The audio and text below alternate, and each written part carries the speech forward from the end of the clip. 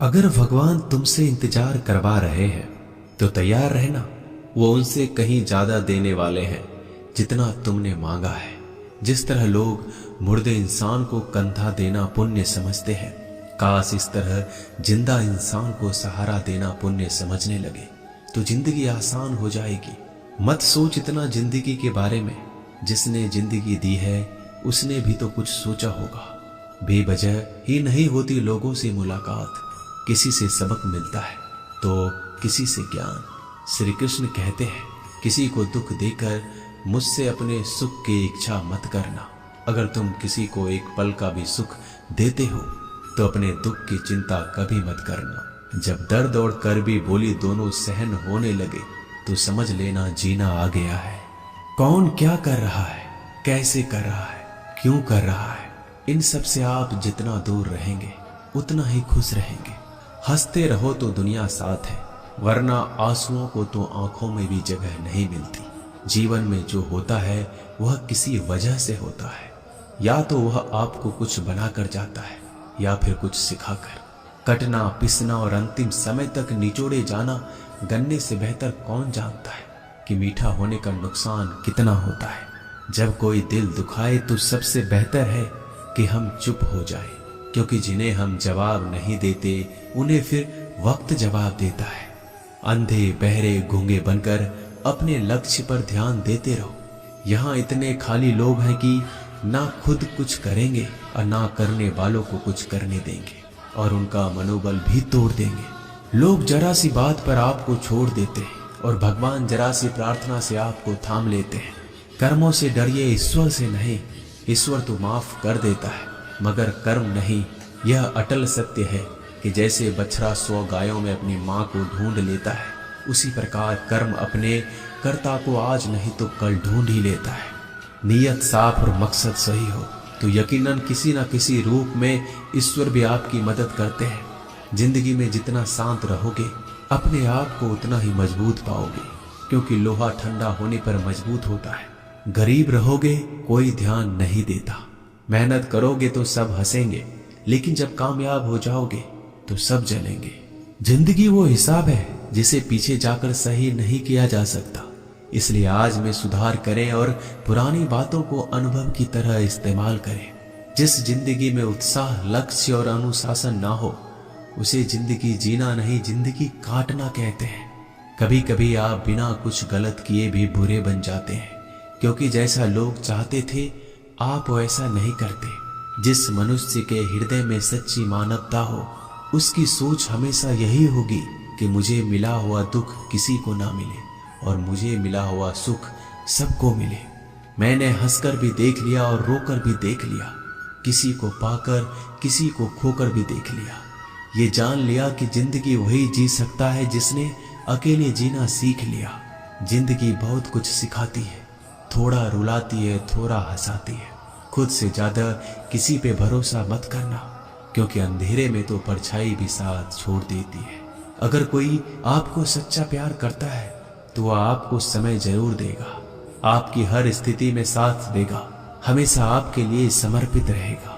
क्योंकि सच्चा प्यार एक दूसरे की खुशियां चाहेगा, आंखों में पानी नहीं। लोहे को कोई नष्ट नहीं कर सकता, बस उसका जंग उसे नष्ट कर सकता है। इसी तरह आदमी को कोई और नहीं बल्कि उसकी सोच ही नष्ट कर सकती है। इसलिए सोच अच्छी रखो, फल अच्छा ही होगा। इतना कमजोर मत बनो कि कोई भी आपको तोड़ सके, बल्कि इतना मजबूत बनो कि आपको तोड़ने वाला खुद ही टूट जाए। दर्द आपको मजबूत बनाता है, डर आपको बहादुर बनाता है, अनुभव आपको सिखा देता है। जिस दिन हम समझ जाएंगे कि सामने वाला गलत नहीं, सिर्फ आपकी सोच हमसे अलग है, उस दिन जीवन में सब दुख दूर हो जाएंगे। क्यों रोते हो? मन का ना होने पर जो लिखा है वही होकर रहेगा। एक रास्ता बंद करने से पहले भगवान 10 रास्ते खोल देते हैं। गर्मी के मौसम में पत्ते सूखने के बाद भी पंछी घोंसला नहीं छोड़ते, क्योंकि वो जानते हैं फिर से बरसात आएगी और पेड़ पर नए पत्ते आएंगे। जो हुआ उसे भूलकर नई शुरुआत करो और याद रखो, जिसका कोई नहीं होता उसका भगवान होता है। मतलब से जुड़े रिश्ते मतलब तक साथ देते हैं, लेकिन दिल से जुड़े रिश्ते आखिरी सांस तक निभाते हैं। अच्छा काम करते रहो, चाहे कोई सम्मान करे या ना करे, क्योंकि सूर्योदय तब भी होता है जब करोड़ों लोग सोए रहते हैं। दुनिया में हर एक काम आसान है, केवल अंदर से आवाज आनी चाहिए। हमेशा मेहनत और उस परमात्मा पर विश्वास रखना इस सफलता का सूत्र है। जीवन में सबसे बड़ी गलती वो है जिस गलती से हम कुछ सीख नहीं पाते। जो व्यक्ति अपने मन को काबू में कर सकता है वह जिंदगी में कुछ भी कर सकता है। इंसान की अच्छाइयों पर सब खामोश रहते हैं, लेकिन चर्चा अगर बुराई पर हो तो गूंगे भी बोल पड़ते हैं। श्री कृष्ण कहते हैं, तुम्हारे बीते हुए कल को तो मैं ठीक नहीं कर सकता, क्योंकि तुम वर्तमान में अगर अच्छा कर्म करोगे तो मैं तुम्हारा आने वाला कल जरूर उजागर करूंगा। झूठी बातों पर लोग आपकी वाहवाही करेंगे, वही लोग आपको तबाह करेंगे। बुरे से बुरा क्या ही होगा, हम तो हमेशा ही सोच लेते हैं, मगर अच्छे से अच्छा क्या होगा हम ये कभी नहीं सोचते। जो ईश्वर रात को पेड़ पर बैठे पक्षियों को कभी गिरने नहीं देता, तो सोचो वह तुम्हें अकेला और बेसहारा कैसे छोड़ सकता है। आज के जमाने में कोई अपना नहीं होता, सिर्फ लोग तब तक साथ देते हैं जब तक उनका स्वार्थ होता है। अगर कोई अकेला है तो इसका मतलब ये नहीं कि उसे कोई पसंद नहीं करता, बल्कि वह अकेला इसलिए है क्योंकि उसने दुनिया की औकात जान ली है। एक बार राजा और उसका मंत्री तलवार को साफ कर रहे होते हैं। तलवार को साफ करते समय अचानक राजा के पैर पर तलवार गिर जाती है और राजा के पैर की उंगलियां कट जाती है। उस राजा को उंगली कटने के कारण बहुत ही तकलीफ हो रही थी, बहुत ही दर्द हो रहा था। लेकिन उसका मंत्री कहता है, शांत रहिए महाराज, जो कुछ भी होता है अच्छे के लिए होता है। राजा को यह बात सुनकर गुस्सा आ जाता है। वह मंत्री से कहता है कि मेरी उंगली टूट गई और तुम कह रहे हो अच्छे के लिए हुआ। वह मंत्री राजा को समझाने की कोशिश करता है, पर वो नहीं मानता और बिना सुने गुस्से के कारण मंत्री को काल कोठरी में बंद करने का आदेश दे देता है। पर मंत्री को इस बात का कोई दुख नहीं था, क्योंकि उसका अभी भी यही कहना था कि जो होता है अच्छे के लिए होता है। वो अपनी खुशी से ही अपने आप को सैनिक के हवाले कर देता है। राजा इस बात को सुनकर चौंक जाता है, सोचता है कि मेरा मंत्री कितना मूर्ख था। उसे लग रहा था कि मैंने उसे अच्छाई के लिए कैद कर दिया। इस घटना के 3 महीने बीत जाते हैं। एक दिन राजा अपने सैनिकों को लेकर शिकार करने के लिए जंगल में जाता है। राजा को एक हिरन दिखता है। हिरन का पीछा करते करते राजा घने जंगलों में चला जाता है। वह हिरन को पकड़ नहीं पाता और जंगलों में खो जाता है। वो बाहर आने के लिए रास्ता ढूंढता है, लेकिन रास्ता उसे नहीं मिलता। तभी कुछ आदिवासी लोग उसे घेर लेते हैं। उन लोगों को पता नहीं था कि वह राजा है। वो लोग अपनी देवता को बलि चढ़ाने के लिए एक इंसान को ढूंढ रहे थे।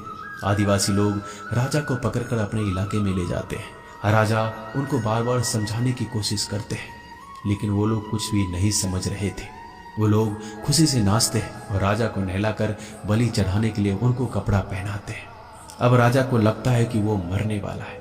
जब आदिवासी लोगों का मुखिया राजा को मारने जाता है, तब देखता है कि राजा की पैर की उंगली कट चुकी है। इसको देखकर उसका मुखिया कहता है कि इस इंसान की बलि नहीं दी जा सकती, क्योंकि ये इंसान पूरा नहीं है, एक अंग कटा हुआ है, और उनके भगवान को एक पूरे इंसान की बलि ही दी जा सकती है। अगर ऐसे इंसान की बलि दी जाए जिसका अंग पहले से कटा हुआ है, तो उनके देवता खुश होने की जगह नाराज हो जाएंगे। फिर वो लोग राजा को छोड़ देते हैं। राजा खुशी खुशी अपने महल चला जाता है और सोचता है, अगर मेरी उंगली उस दिन ना कटी होती तो आज मेरी मौत हो जाती। इसका मतलब मंत्री सही कह रहा था, जो कुछ होता है अच्छे के लिए होता है। फिर राजा अपने सैनिकों को आदेश देता है कि जल्दी से जाकर मंत्री को रिहा किया जाए। फिर राजा मंत्री को अपना पद वापस देते हैं और पूछते हैं, मंत्री, उस दिन मेरी उंगली कट गई, मेरे लिए अच्छा हुआ, मैं मान गया, लेकिन तुम जेल में हो, इससे तुम्हारा क्या अच्छा हुआ। मंत्री खुशी खुशी राजा से कहता है, महाराज, आप शिकार के लिए जाते तो आपके साथ मुझे भी आना पड़ता, और अगर मैं आपके साथ जाता तो वो लोग मुझे मार देते। मंत्री की बात सुनकर राजा को समझ आता है कि जो भी हमारे जीवन में होता है वो अच्छे के लिए होता है। अगर हम अपने जीवन में देखें तो हमारे जीवन में भी कुछ मुश्किलें आती हैं, हम उनका सामना नहीं करते, हम उनको ही दोष देते हैं। ये मुश्किलें हमें आगे बढ़ाने और मजबूत कराने के लिए ही आती हैं। हमें हर मुश्किलों को सकारात्मक तरीके से देखना चाहिए, क्योंकि हर चीज कुछ ना कुछ सिखाकर ही जाती है। हर व्यक्ति के जीवन में सुख और दुख का आना जाना बना रहता है। दोस्तों, आशा करते हैं कि ये वीडियो आपको पसंद आई होगी। मिलते हैं जल्दी नए ज्ञानवर्धक वीडियो के साथ। धन्यवाद।